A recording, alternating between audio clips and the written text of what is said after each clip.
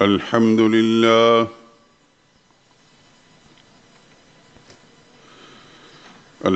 لله وحده والصلاة والسلام على من لا نبي بعده ولا رسول بعده ولا معصوم بعده.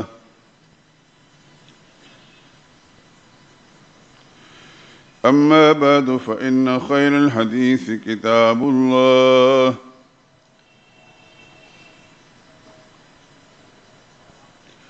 وخير الهدي هدي محمد صلى الله عليه وسلم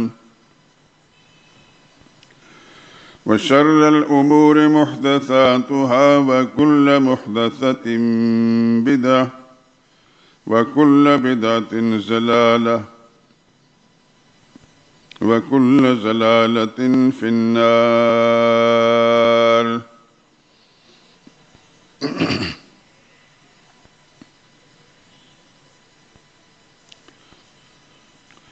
أعوذ بالله من الشيطان الرجيم. بسم الله الرحمن الرحيم.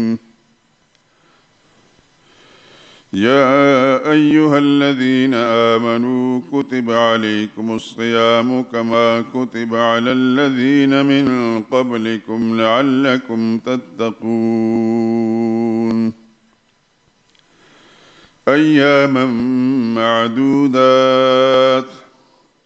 فمن كان منكم مريضا أو على سفر فعدة من أيام أخر. وعلى الذين يطيقونه فدية طعام مسكين. فمن تطوع خيرا فهو خير له. وأن تصوموا خير لكم إن كنتم تعلمون.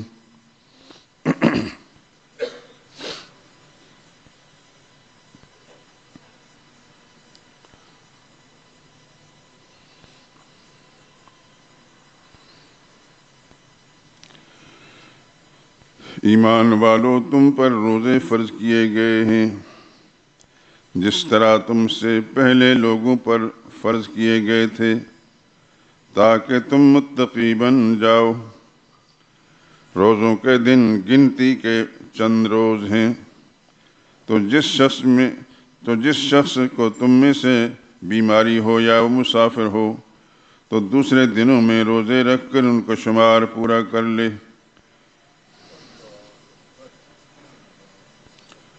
اور جو لوگ روزہ رکھنے کی طاقت و مشکل رکھتے ہیں وہ روزے کے بدلے محتاج کو کھانا کھلا دیں، اور جو کوئی شوق سے نیکی کرے تو اس کے حق میں زیادہ اچھا ہے، اور اگر سمجھو تو روزہ رکھنا ہی تمہارے حق میں بہتر ہے۔ سبحان ربک رب العزت عما یصفون وسلام علی المرسلین والحمد للہ رب العالمین۔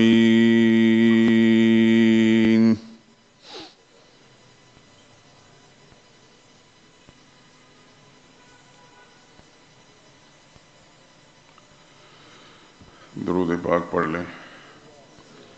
اللہم صل علی محمد وعلی آل محمد كما صليت على إبراهيم وعلى آل إبراهيم إنك حميد مجيد. اللهم بارك على محمد وعلى آل محمد كما باركت على إبراهيم وعلى آل إبراهيم إنك حميد مجيد.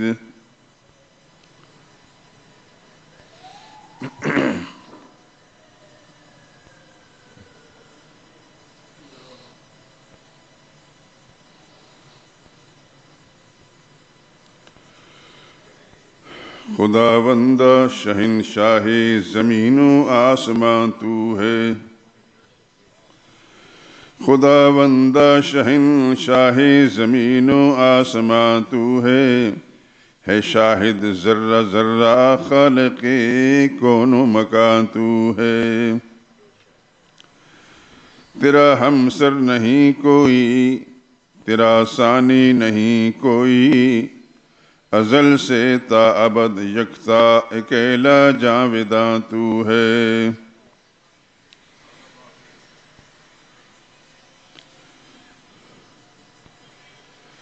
نہ کوئی عیب ہے تجھ میں، نہ کوئی نقص ہے تجھ میں، کہ ہر خوبی ہے جس کی ذات میں وہ بے گماں تو ہے۔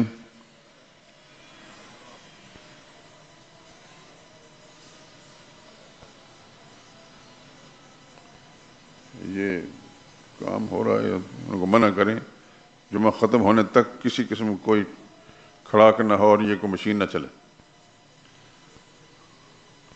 کس قسم کے یہ لوگ ہیں، مجھے نہیں سمجھ آتا کہ مسلمان ہیں کہ نہیں۔ مسلمان ہیں تو جمعے کی نماز میں کیوں نہیں شریک ہوتے؟ اسی سے منع۔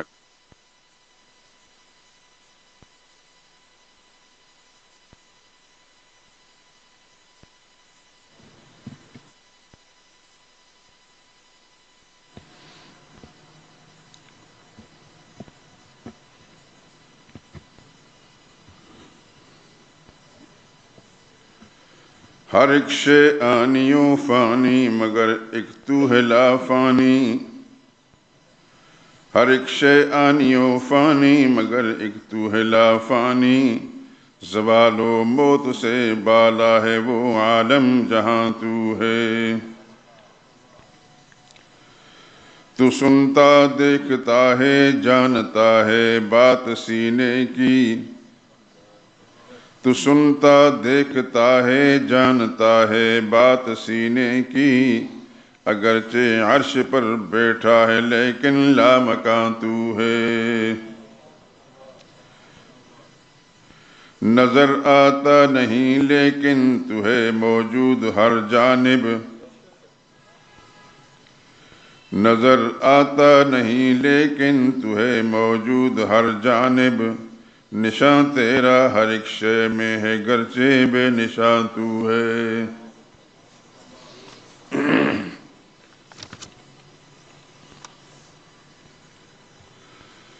ہمارا مالک و آقا ہمارا والی و مولا، سمندر ہو کہ صحرا ہر جگہ ایک پاسباں تو ہے۔ کوئی بندہ خطا کے بعد ہو جاتا ہے جب تائب، کوئی بندہ خطا کے بعد ہو جاتا ہے جب تائب، اسے تو بخشنے والا ہے اس پر مہرباں تو ہے۔ میرے مولا رفیق بے نوا تجھ کو کہاں ڈھونڈے، یہاں تو ہے وہاں تو ہے عیاں تو ہے نہاں تو ہے۔ خدا بندہ شہنشاہ زمین و آسماں تو ہے شاہد ذرہ ذرہ خالق کون و مکان تو ہے۔ نعرہ تکبیر، نعرہ تکبیر، تاج و تخت ختم نبوت، تاج و تخت ختم نبوت، عظمت صحابہ۔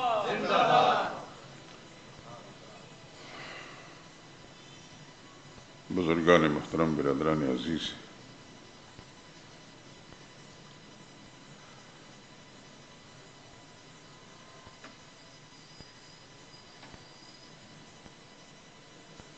میں سوچتا رہا کہ آج کیا بیان کیا جائے۔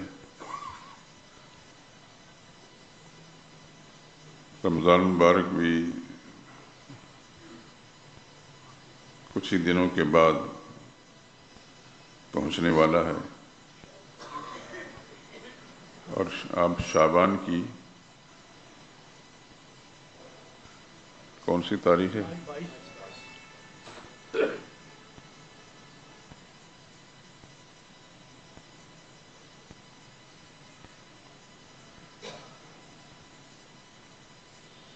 چونکہ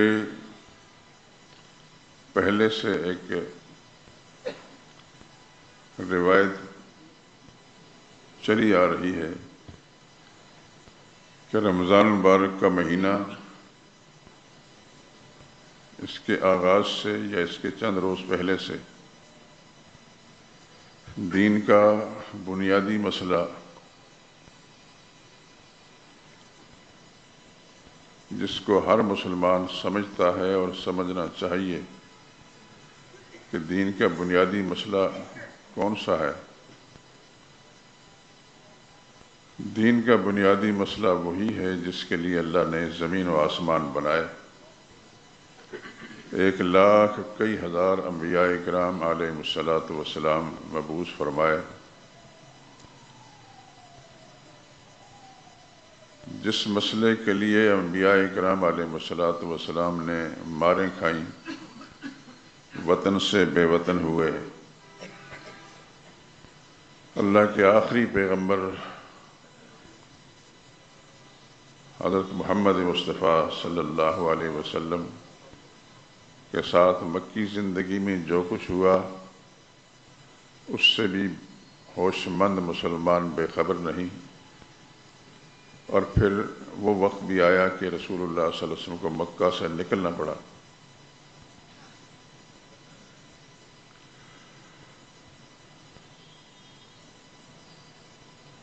وطن مألوف مکہ معظمہ، وہاں سے رسول اللہ صلی اللہ علیہ وسلم کو نکلنا پڑا۔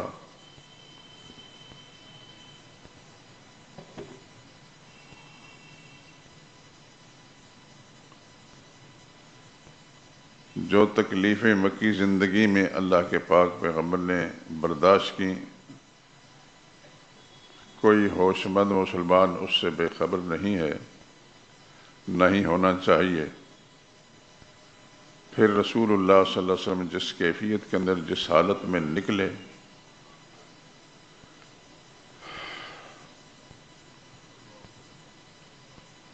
اور 3 راتیں مکہ معظمہ کے ایک پہاڑ حرم شریف سے تھوڑے سے فاصلے پر ایک بڑا اونچا پہاڑ جو غار سور جبل سور کہلاتا ہے، اس کی چوٹی پر ایک غار ہے غار سور کے نام سے، اس میں اللہ کے پاک پیغمبر صلی اللہ علیہ وسلم نے اپنے رفیق خاص سیدنا صدیق اکبر رضی اللہ تعالیٰ عنہ کی موجودگی میں وہ 3 راتیں گزاری۔ جس طرح گزاری اس کی تفصیل میں ہم اگر جائیں تو تفصیلات بیان بھی نہیں کر سکیں گے، اور نہ ہی ہم خود پوری طرح سمجھ سکتے ہیں، نہ سمجھا سکتے ہیں۔ پھر وہاں سے نکل کر مدینہ طیبہ کا رخ کیا تو رسول اللہ صلی اللہ علیہ وسلم، آج کے زمانے کی سہولیات نہ تھیں، نہ سڑکیں تھیں، نہ گاڑیاں، نہ ٹرینیں تھیں، نہ ہوائی جہاز، لیکن خدا کے پیغمبر اپنے ساتھی سمیت پیدل سفر کر کے، کم و بیش 450 میل کا فاصلہ ہے مکہ معظمہ سے مدینہ، یوں سمجھے جیسے یہاں سے پشاور تک،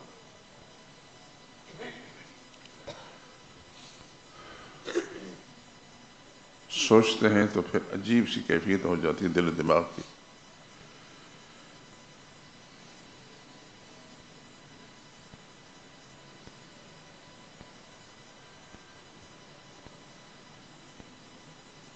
آپ نے 13 سال مکی زندگی کے اندر مصائب برداشت فرمائے۔ سیرت کی کتابیں جب آپ ان کا مطالعہ کریں تو حضور صلی اللہ علیہ وسلم کی زندگی کے مختلف لمحات حیران ہوتا ہے انسان، کس طرح اللہ کے نبی نے گزارے۔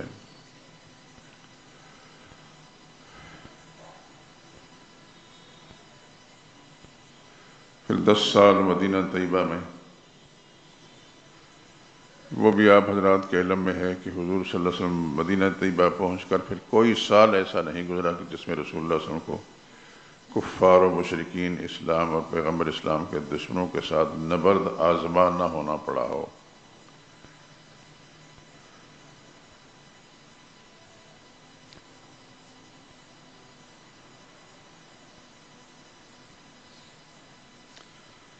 کہنے کا مقصد یہ ہے کہ رمضان المبارک ہم نے مخصوص کیا ہوتا ہے شروع دن سے، جب سے اللہ پاک نے یہاں حاضری کا موقع دیا ہے، تو کوئی سال ایسا نہیں گزرا جس کے اندر دین کا بنیادی اور اساسی مسئلہ۔ الحمدللہ العظیم، آپ دینی مجالس میں بیٹھتے ہیں، دینی کتب کا مطالعہ کیا ہوگا۔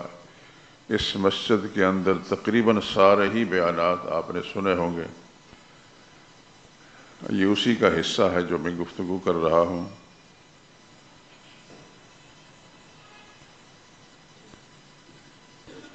کوئی شخص مسلمان نہیں ہو سکتا جب تک دین کے بنیادی مسئلے کے ساتھ اس کا تعلق نہ ہو۔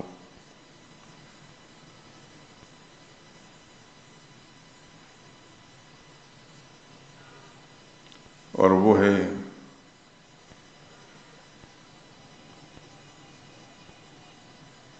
لا الہ الا اللہ۔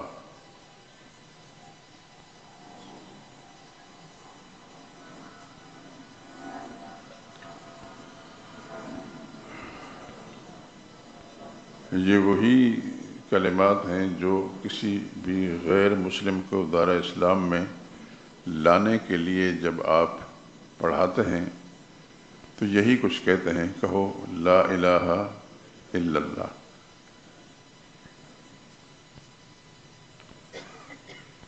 اور پھر لا الہ الا اللہ کہتا ہے، پھر آپ اس کو سمجھاتے ہیں کہ لا الہ کا معنی کیا ہے۔ پھر جب اس کو سمجھ میں آتی ہے تو وہ دائرہ اسلام میں آ جاتا ہے۔ باقی ساری باتیں بعد میں ہوتی ہیں، نماز بھی بعد میں ہے، روزے بھی بعد میں ہیں، زکوٰۃ بھی بعد میں ہے، حج بھی بعد میں ہے، لیکن سب سے پہلی بات یہ کلمہ ہے لا الہ الا اللہ۔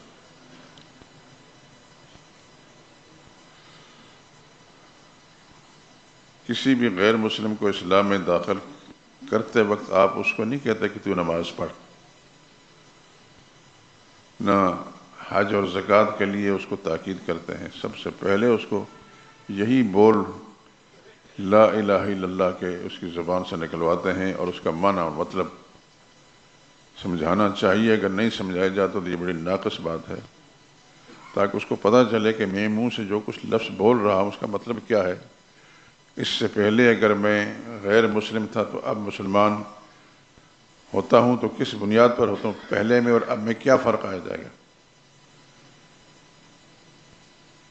جب تک یہ بات نہ سمجھائی جائے اس کو یہ کلمے کے بول بلوانے بھی بے معنی ہو جائیں گے۔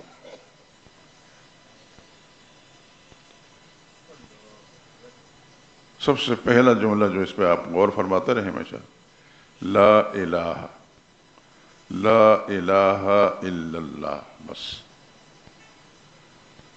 لفظ الہ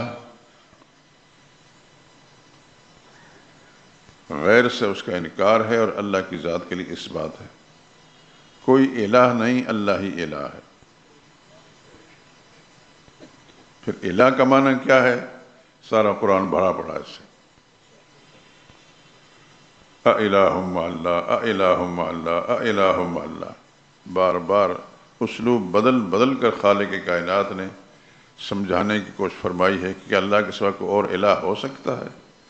کیا اور الہ ہو سکتا ہے؟ تو خیر، عرض کرنے کا مقصد یہ ہے کہ رمضان کا مہینہ ہم نے بچپن شروع سے ہی اس کے لیے مخصوص کر رکھا ہے، اساسی مسئلے کے لیے۔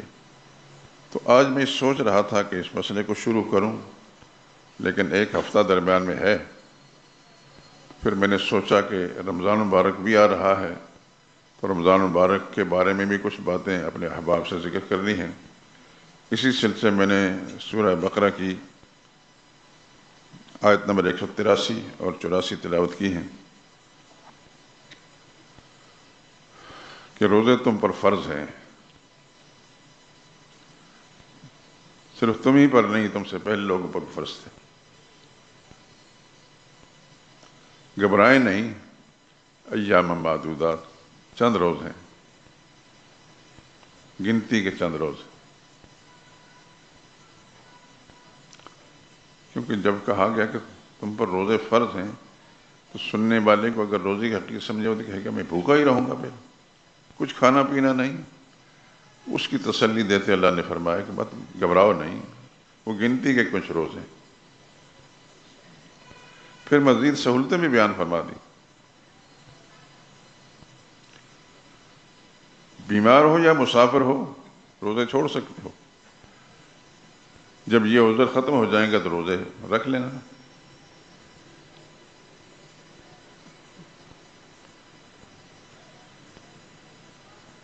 اور اگر اتنی کمزوری ہے کسی بیماری کی وجہ سے روزہ رکھ ہی نہیں سکتے تو چھوڑ دیں، اس کا فدیہ دے دیں، فدیۃ طعام مسکین۔ اس قدر سہولتیں اللہ پاک نے دی، اللہ کی شان پر قربان جائیں، یا اللہ تیری شان پر قربان۔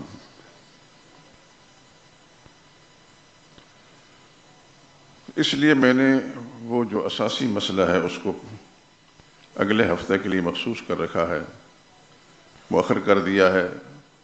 اللہ سے دعا کریں کہ اللہ زندگی دے اتنی تک ہم اس مسئلے کو بیان کر سکیں، اور اللہ راضی ہو جائے، اور اللہ سننے والوں کے سننے کو قبول فرما لے، اور زندگی بھر اس کے مطابق گزارنے کی توفیق دے، اور اپنے خاندان اور اپنے گھرانے، اپنے ملنے جلنے والوں کی بھی اصلاح کرنے کی توفیق دے۔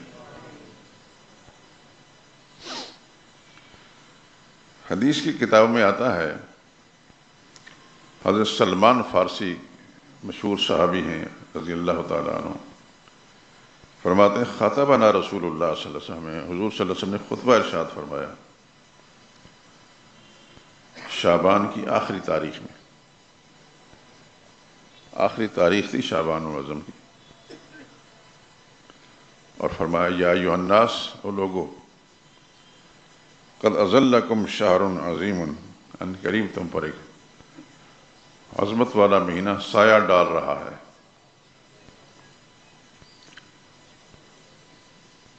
مبارکن، بڑی برکت والا ہے۔ یہ وہ مہینہ ہے جس میں ایک رات 1000 مہینے سے بہتر ہے۔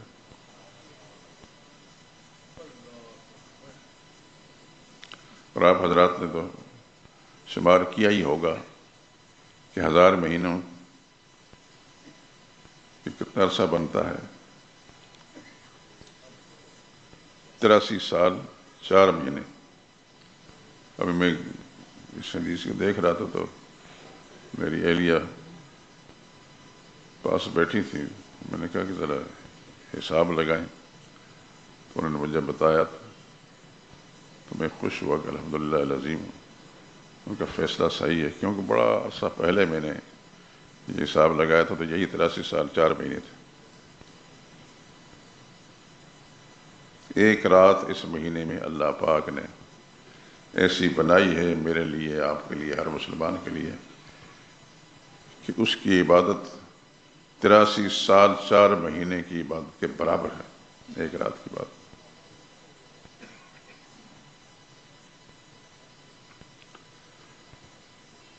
کسی کو اتنی عمر ملے تو تب کس کے پاس گارنٹی ہے کہ اس کو 83 سال 4 مہینے زندگی ملے گی اور اتنی بات کرنے کی۔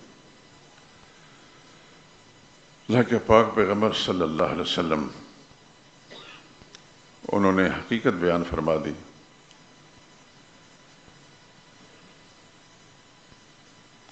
فرمائیے ایسا مہینہ ہے کہ اللہ تعالیٰ نے اس کے روزے فرض کیے ہیں اور اس کی رات عبادت کے لیے بنائی ہے، تراویح کی۔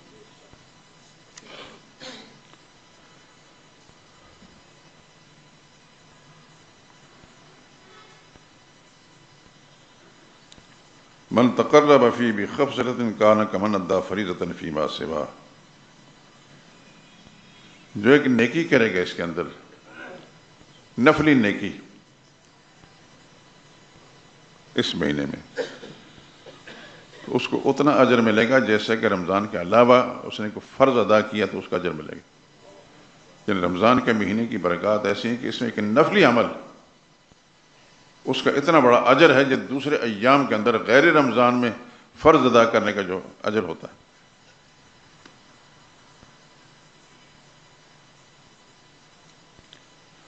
اور اس مہینے کے اندر اگر کوئی فرض ادا کرتا ہے اب جانتے ہیں فرائض کیا ہے؟ تو اللہ کے نبی نے فرمایا کان کمن ادا سبعین فریضۃ فیما سوا، 70 فرضوں کے برابر ہے ایک فرض کا اجر۔ دوسرے مہینوں کے، رمضان کے علاوہ دوسرے مہینوں کے 70 فرض ادا کریں، اتنا اجر تب مل سکتا ہے اس مہینے کے ایک فرض ادا کریں۔ سبحان اللہ۔ یوں سمجھیں کہ اللہ پاک نے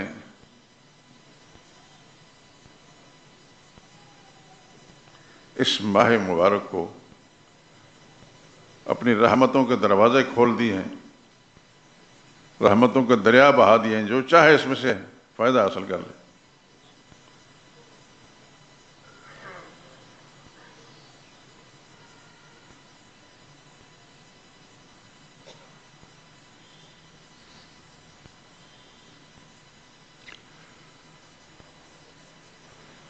حضور نے فرمایا من فطر فیہ صائما کان مغفرۃ لذنوبہ، اس میں اگر کسی روزہ دار کا روزہ افطار کرا لیتا ہے، ایک تو یہ ہے کہ اس کو فائدہ ملتا ہے، اسے گناہوں کی معافی کی شکل بن جاتی ہے۔ وعتق رقبتہ من النار، اور دوسرا یہ کہ اس کی برکت سے اللہ تعالیٰ جہنم کی آگ سے اس کی گردن کو آزاد کر دیتے ہیں۔ وَكَانَ لَهُ مِثْلُ أَجْرِهِ مِنْ غَيْرِ أَنْ يُنْقَصَ مِنْ أَجْرِهِ شَيْءٌ،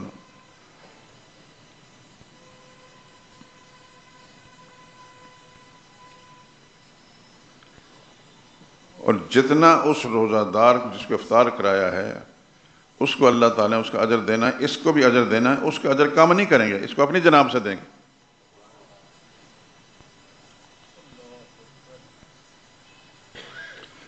ایک صحابی نے عرض کیا یا رسول اللہ، ہم میں سے ہر شخص کے پاس اتنے وسائل تو ہوتے نہیں کہ ہم روزہ داروں کے روزہ افطار کرا سکیں۔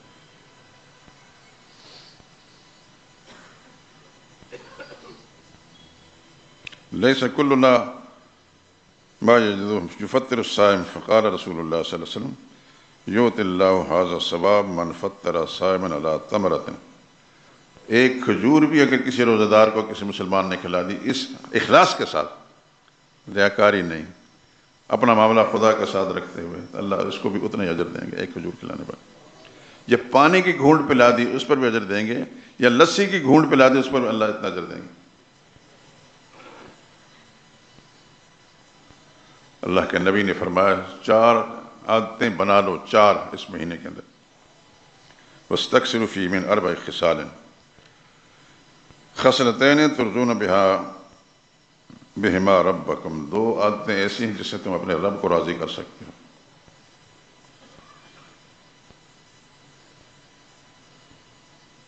اور وہ کیا ہے؟ کثرت سے کلمہ شہادت، یعنی اللہ کے ساتھ قلبی تعلق رکھ کر، اپنا دل دماغ اللہ کی ذات پر متوجہ کر کے کہ میں کس کے ساتھ بات کر رہا ہوں، کیا کہہ رہا ہوں۔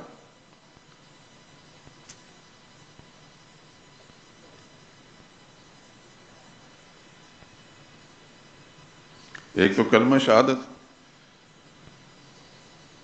دوسرا استغفار۔ استغفار، اللہ سے بخشش کی طلب کرنا، اللہ سے بخشش کی طلب کرنا، یہ 2 چیزیں رمضان کے مہینے میں، ایک تو کلمہ شہادت۔ کلمہ شہادت کیا ہے؟ وہ اللہ تعالیٰ کی عظمت و کبریائی ہے، اس کی وحدانیت کا ایک مسئلہ ہے۔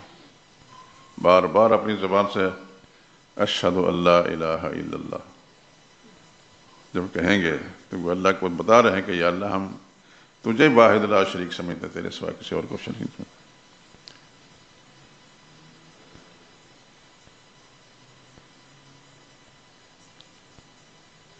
اور استغفار کیا ہے؟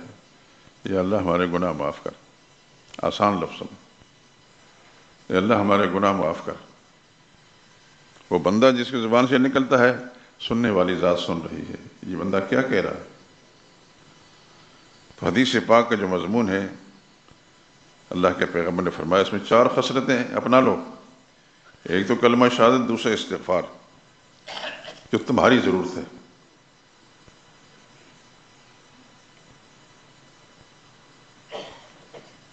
اور وہ یہ فَتَسْأَلُونَ اللَّهَ الْجَنَّةَ وَتَعُوذُونَ بِهِ مِنَ النَّارِ، اللہ سے جنت کا سوال کرو اور آگ سے بچنے کا سوال کرو۔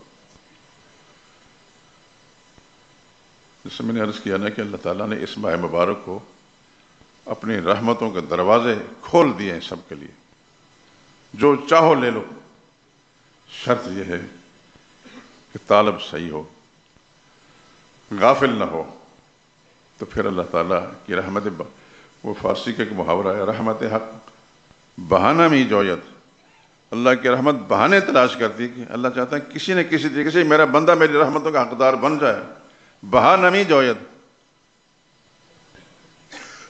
میں جملے بول رہا ہوں، آپ سن رہے ہیں، دعا کریں اللہ تعالیٰ مجھے اور آپ سب کو ہی اپنی رحمتوں سے نواز دے، اور جو کچھ اللہ کے نبی نے فرمایا ایسا ہی ہمیں بنا دے صلی اللہ علیہ وسلم۔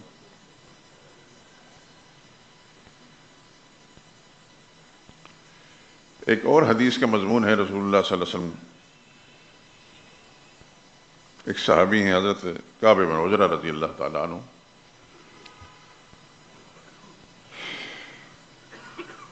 جمعہ کا دن تھا، رسول اللہ صلی اللہ علیہ وسلم جمعہ پڑھانے کے لیے مسجد میں تشریف لے گئے، ممبر پر بیٹھے تو فرمایا احضر الممبر، ممبر کے قریب آ جاؤ۔ ظاہر ایک حکم تعمیل ہوئی۔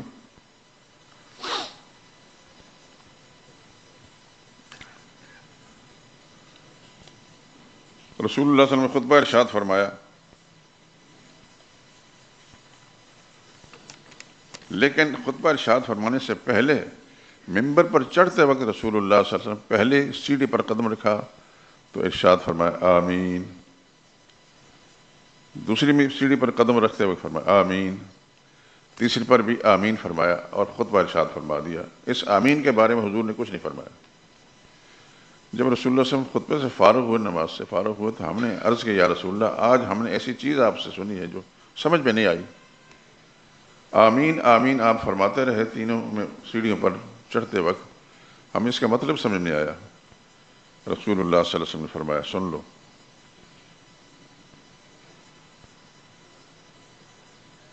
میں نے پہلی سیڑھی پر جب قدم رکھا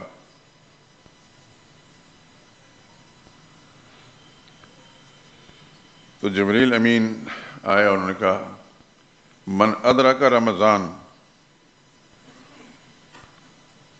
فلم یغفر لہ، اس پر خدا کی لعنت ہے۔ جس کو رمضان کا مہینہ مل گیا اور پھر بھی اس کی بخشش نہیں، اس پر خدا کی لعنت ہو۔ تو حضور نے فرمایا آمین۔ اللہ اکبر، اللہ اکبر۔ ایک فرشتے کی بددعائی کیا، اس کی سنگینی کتنی ہو کہ اللہ کے پیغمبر نے، امام الانبیاء نے اس پر آمین فرما دی۔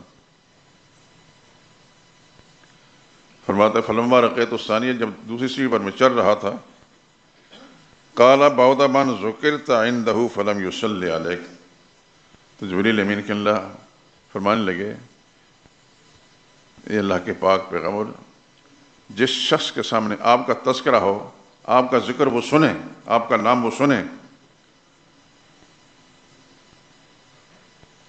فلم یصلی علیک، اور آپ پر درود نہ پڑے، اس پر خدا کی لعنت۔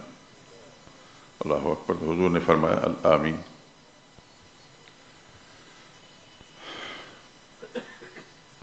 تیسری سیڑھی پر جب میں قدم رکھ رہا تھا تو جبریل امین نے فرمایا بعد من ادرک ابویہ الکبر، برباد ہو جائے وہ شخص جس کو اپنے ماں باپ بڑھاپے میں ملیں، واحد یا دونوں، فلم یدخلہ الجنہ، اور پھر ان کی خدمت کر کے وہ ان سے جنت نہ لے لے، وہ اس کو جنت میں داخل کرے، اس پر خدا کی پھٹکار پڑے۔ یہ حدیث بڑی حیران کن ہے۔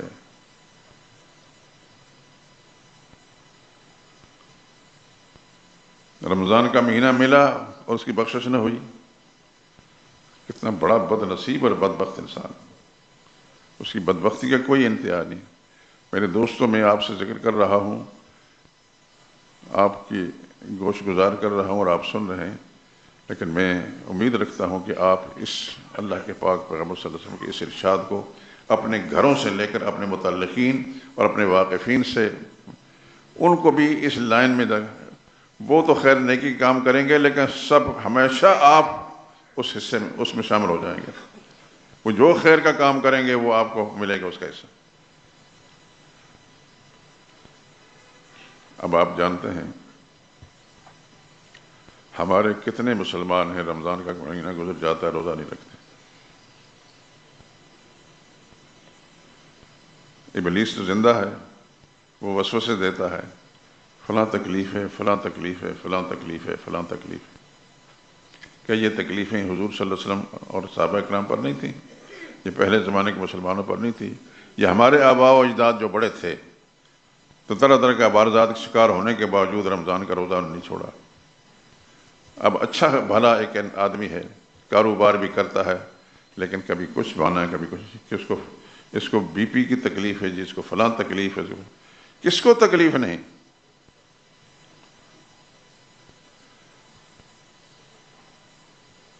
اب اس حدیث کو سامنے رکھیں کہ جس کو رمضان کا مہینہ ملا اور اس کی بخشش نہ ہوئی، اس پر خدا کی لعنت. خدا کا فرشتہ، فرشتوں کا سردار لعنت بھیجتا اور امام الانبیاء اس پر آمین کہتے ہیں. اس آدمی کا تو کچھ بھی نہ رہا کہ رمضان کا مہینہ مل گیا اور اس کی بخشش نہ ہوئی، مغفرت نہ ہوئی. کیا جبریل امین کی بد دعا اور پھر رسول امین کی آمین، یہ دونوں چیزیں مل کر کس قدر سنگین بن جاتی ہیں. میرے دوستو، میں عرض کر رہا ہوں، آپ سن رہے ہیں. مجھے اللہ کی رحمت سے امید ہے کہ آپ سب رمضان مبارک کا جو احترام ہے وہ کرتے ہوں گے، اس کی جو ذمہ داریاں پوری کرتے ہوں گے. لیکن اس کے ساتھ ساتھ یہ بھی اپنے دل و دماغ میں سوچیں کہ میرے متعلقین میں سے، میرے گھر کے لوگوں میں سے، میری اولاد میں سے، میرے بہن بھائیوں میں سے، میرے دوستوں یاروں میں سے، میرے نوکروں ملازموں میں سے اس پر کوئی عمل کرتا ہے؟ دیکھیں، آپ کاروباری لوگ ہیں، کاروباری مارکیٹ سے اٹھ کر آئے ہیں. آپ کے نوکر ملازم جو ہیں ان پر کبھی غور کیا کہ وہ روزہ رکھتے ہیں؟ بہانے بہانے سے روزہ چھوڑ دیتے ہیں. ساری زندگی پھر رمضان کے مہینے کا جو اجر ہے زندگی بھر انسان کو اجر نہیں مل سکتا اگر اسے معلوم ہو گیا. لیکن جو گھر کے بڑے ہیں، کاروبار کے ادارے کے بڑے ہیں، ان کی بھی کچھ ذمہ داری ہے کہ ان کے ادارے کے اندر بیٹھ کر ایک نوجوان لڑکا روزہ نہیں رکھتا، وہ نحوست وہ جو بے برکتی اس کے اس غلط عمل کی وجہ سے اس کاروباری ادارے میں آ رہی ہے، اس سے وہ کاروباری ادارہ متاثر ہوتا ہے. مت کوئی سمجھے کہ میرا نوکر ملازم بڑی مستعدی کے ساتھ کام کرتا ہے چاہے روزہ رکھے یا نہ رکھے. ایسی بات نہیں. اپنے گھروں کو بے برکتیوں سے بچائیں. آپ کی اولاد آپ کے ماتحت ہے، آپ کی خواتین آپ کے ماتحت ہیں. ماں باپ اگر ہیں اور روزہ رکھ سکتے ہیں تو ادب کے ساتھ، احترام کے ساتھ ان کو یہ سب بات سمجھائیں. حدیث کے اندر آتا ہے کہ بوڑھے ماں باپ چاہے وہ کافر کیوں نہ ہوں، ان کے ساتھ بات ادب کے ساتھ کرنی، لیکن اپنی طور پر کوششیں جاری رکھنی. ان کے لیے اللہ سے دعائیں بھی مانگیں کہ اللہ ان کو ہدایت دے دے. بدتمیزی نہیں کرنی ماں باپ کے ساتھ. جو مسلمان ہیں تو ظاہر قسمت، لیکن اگر کافر ہیں، غیر مسلم ہیں، تو ان کے ساتھ بھی بدتمیزی نہیں کرنی. قرآن حکیم کے اندر آتا ہے سورہ لقمان میں، وَإِن جَاهَدَاكَ عَلَىٰ أَن تُشْرِكَ بِي مَا لَيْسَ لَكَ بِهِ عِلْمٌ فَلَا تُطِعْهُمَا. اگر تیرے ماں باپ تجھے مجبور کرتے ہیں کہ تو شرک کر، تو یہ بات ان کی نہیں ماننی.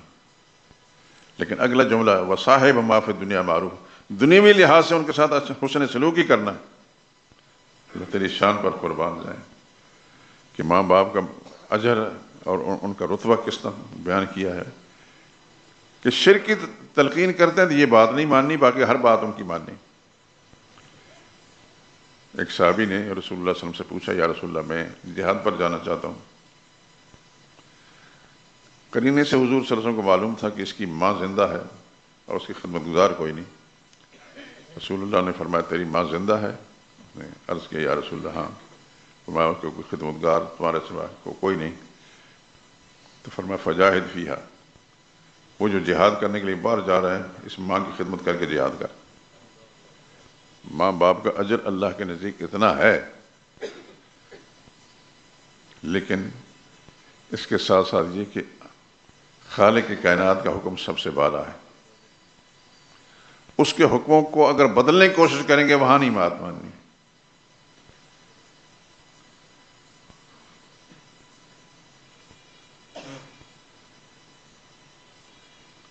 تو عرض کر رہا تھا کہ حضور صلی اللہ علیہ وسلم کے اس ارشاد میں جو اس ممبر پر چڑھتے وقت 3 دفعہ آمین آمین فرمایا، جس کو رمضان کا مہینہ مل گیا اور پھر بھی بخشش نہ ہوئی، اس پر خدا کی پھٹکار، کس قدر خوفناک بات ہے۔ جس کے سامنے رسول اللہ صلی اللہ علیہ وسلم کا ذکر ہو اور رسول اللہ صلی اللہ علیہ وسلم کا اسم گرامی سن کر پھر بھی درود نہ پڑے، اس پر خدا کی پھٹکار۔ میں رسول اللہ صلی اللہ علیہ وسلم کا نام لیا، آپ دل میں پڑھیں صلی اللہ علیہ وسلم، کہیں بھی کسی کی زبان سے سنیں کم از کم صلی اللہ علیہ وسلم، اس ارادے کے ساتھ کہیں بھی کوئی تحریر پڑھیں صلی اللہ علیہ وسلم۔ اللہ جانتا ہے، ہمارے دلوں کے حال کو جانتا ہے۔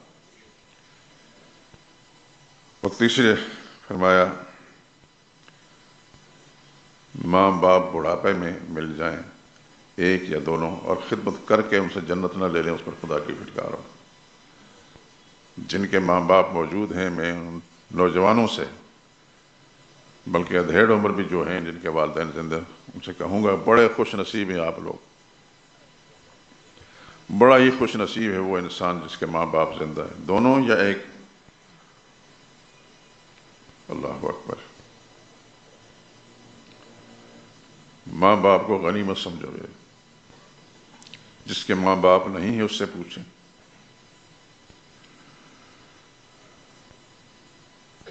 حضور صلی اللہ علیہ وسلم کے اس ارشاد کو بھی سامنے رکھیں کہ اللہ کے نبی خطبہ ارشاد فرما رہے ہیں اور جبریل امین کہہ رہے ہیں،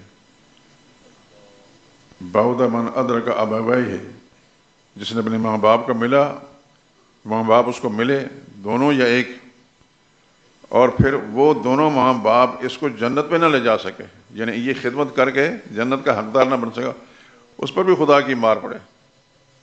یہ بڑی خوفناک بات ہے۔ تو حضور صلی اللہ علیہ وسلم کا یہ ارشاد ہے اور صحابہ نقل کرتے ہیں۔ اس واسطے تمام نوجوان جو میری بات کو سن رہے ہیں، مسجد کے اندر ہیں یا باہر، اگر ماں باپ زندہ ہیں تو خدا کی سمجھ، اللہ کی رحمت سمجھیں انہیں، اور ان کے پاؤں کو چومیں، یہ آپ کے لیے بہت بڑی سعادت ہے۔ مجھے اپنی بات یاد آئی، کبھی کبھی میں اپنے گاؤں جاتا،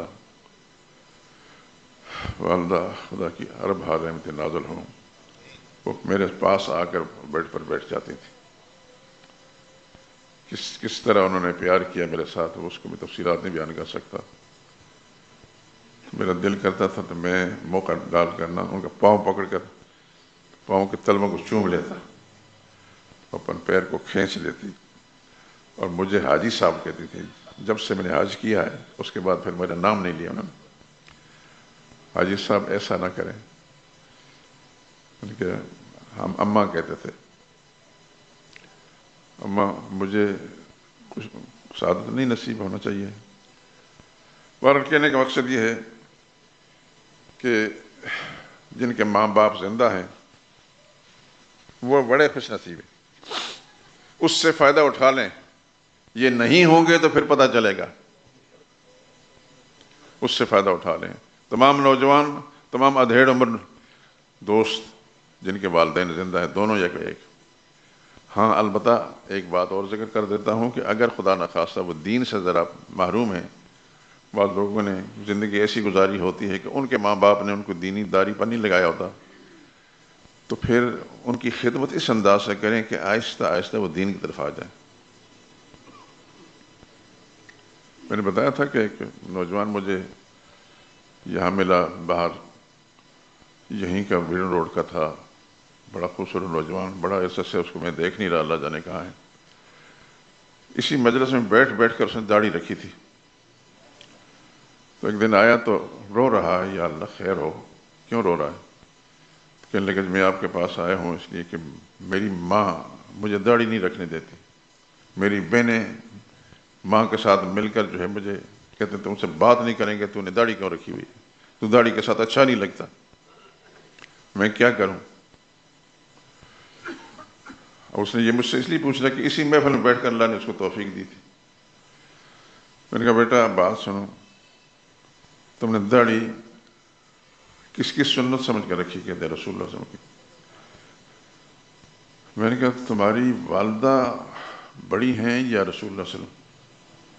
آسان لفظ میں نے کہا، ایک دم جھٹکا مارا اس نے سر کو، کہنے لگا بات سمجھ میں آ گئی،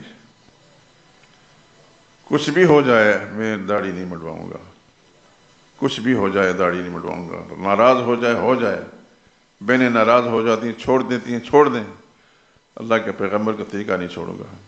میں نے اسے کہا کہ تمہاری والدہ بڑی ہیں یا رسول اللہ بڑے؟ تو کہنے مجھے بات سمجھ میں آ گئی۔ بہت سارے نوجوان یہاں موجود ہیں، میں ان سے یہ گزارش کروں گا،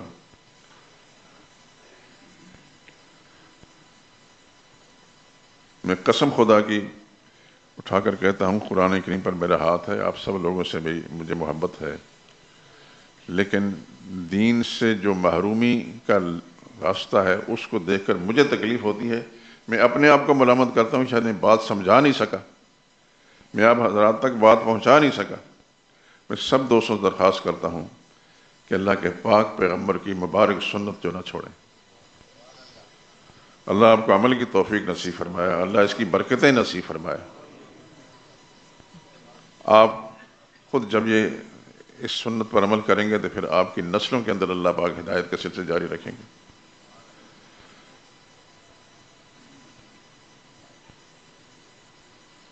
صحابہ کرام کی بات تو آپ نے سنی لی ہوگی۔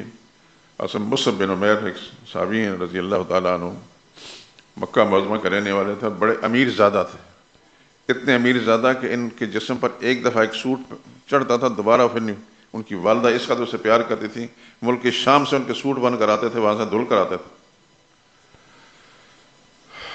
اللہ کے پاک پیغمبر صلی اللہ علیہ وسلم کی بعثت کے بعد بہت سے لوگوں کو اللہ نے سعادت نصیب فرمائی، حضور کے ساتھ وابستہ ہو گئے، حضرت مصعب بھی وابستہ ہو گئے، اور جب حضور کی وابستگی کے ساتھ گھر کے اندر آ کر دین کی باتیں کرنے لگے تو والدہ کیونکہ مشرکہ تھیں، انہوں نے کہا یہ کیسی باتیں کریں، محمد صلی اللہ تعالیٰ کا اعلان کرو۔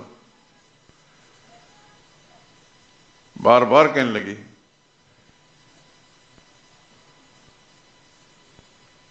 اس حد تک کہ میں کھانا نہیں کھاؤں گی، میں یہ نہیں کروں گی، میں وہ نہیں کروں گی، وہ نہیں کروں گی، مر جاؤں گی کھانا نہیں کھاؤں گی اگر تم محمد کے اللہ تعالیٰ کی اعلان نہیں کرو گے۔ اللہ کا کروڑ ہار رحمت نازل حضرت مصعب بن عمیر پر بالآخر نے فرمایا، میری اماں جان تم مر بھی جاؤ تو مجھے آپ کی موت قبول ہے، لیکن رسول اللہ کے ساتھ غداری قبول نہیں ہے۔ نعرہ تکبیر، عظمت صحابہ۔ وہ ماں ان کے ساتھ اس قدر محبت کرتی تھیں، ان کے لیے وہ چیزیں لاتی تھیں جس کا ہم اس وقت تصور نہیں کر سکے 1500 سال کے بعد۔ مصعب بن عمیر کو جو خوشبو پہ لگائی جاتی تھی، ماں لگاتی تھی، تو وہ مکہ کی گلیوں میں گزر جاتے تھے، نظر نہیں آتے تھے گزرتے، لیکن گلیاں جو ہیں بہ کری ہوتی تھی، لوگ کہتے تھے کہ یہاں سے مصعب گزرا ہے۔ ماں اس انداز سے ان سے پیار کرتی تھی، ان کے لیے یہ سہولتیں دیتی تھی، لیکن جب ایمان دل میں بیٹھ گیا تو انہیں صاف لگا آپ کی موت مجھے قبول ہے لیکن رسول اللہ سے غداری قبول نہیں ہے۔ انہی کو رسول اللہ صلی اللہ علیہ وسلم مدینہ طیبہ میں پھر وہاں کے جو نئے مسلمان ہیں ان کو سبق پڑھانے کے لیے، ان کو دین سکھانے کے لیے بھیجا تھا۔ پھر میں کہوں گا نوجوانوں سے، کچھ مجھے نظر آ بھی رہے ہیں، اللہ تعالیٰ آپ کو توفیق دے، لمبی زندگی صحت والی دے، اور اللہ تعالیٰ آپ کو توفیق دے کہ آپ اپنے حلیہ محمد مصطفیٰ صلی اللہ علیہ وسلم کے سنت کے مطابق بنا لیں، تو آپ خود محسوس کریں گے، خود محسوس کریں، تنہائیوں میں بیٹھ کے محسوس کریں گے کہ آپ کو کس قدر اللہ تعالیٰ سکون نصیب کرتے ہیں، اور آپ کا یہ طریقہ کار آنے والی نسلوں کے لیے ہدایت کا ذریعہ بن جائے گا، آپ کے چھوٹے بہن بھائیوں کے لیے، اپنے عزیزوں کے لیے، محلے داروں کے لیے بن جائے گا۔ لیکن کوشش یہ کریں کہ آپ کا حلیہ محمد مصطفیٰ صلی اللہ علیہ وسلم کی سنت کے مطابق، آپ کے طریقے مطابق۔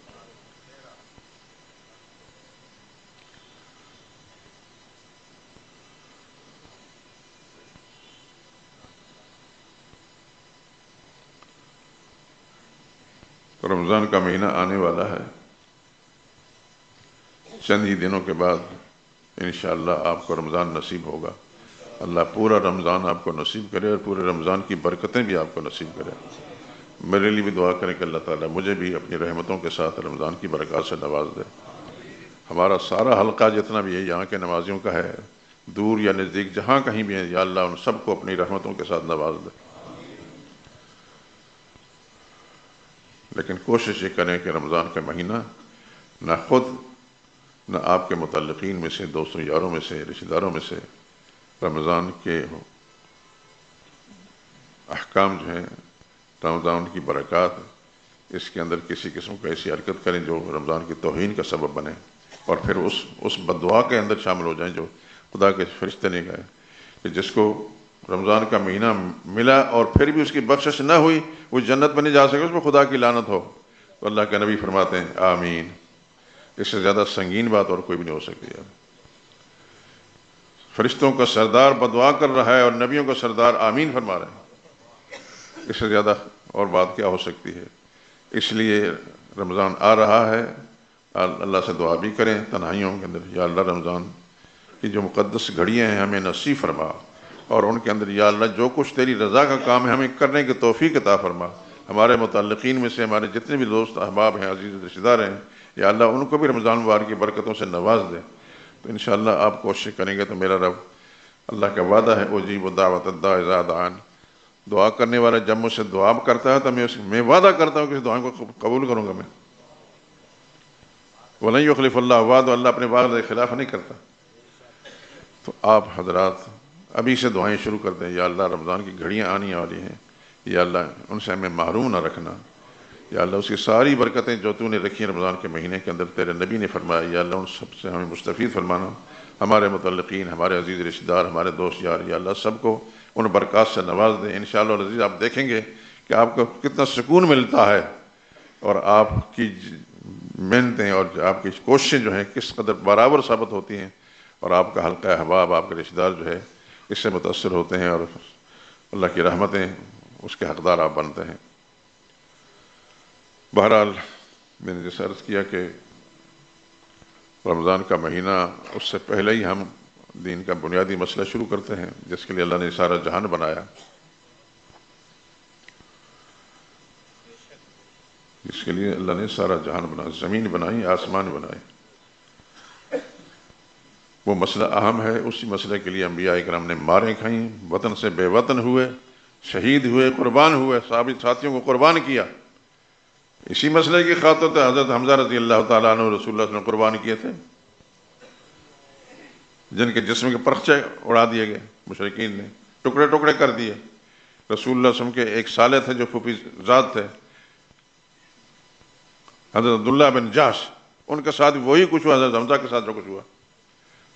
عبداللہ بن جاش کا تو معاملہ آپ سنا چکا ہوں کہ انہوں نے جنگ میں شریک ہونے سے پہلے دعا مانگی تھی ایک دوسرے مسلمان کا، میں دعا کرتا ہوں تم آمین کہو، تم دعا کرو میں آمین کہتا ہوں۔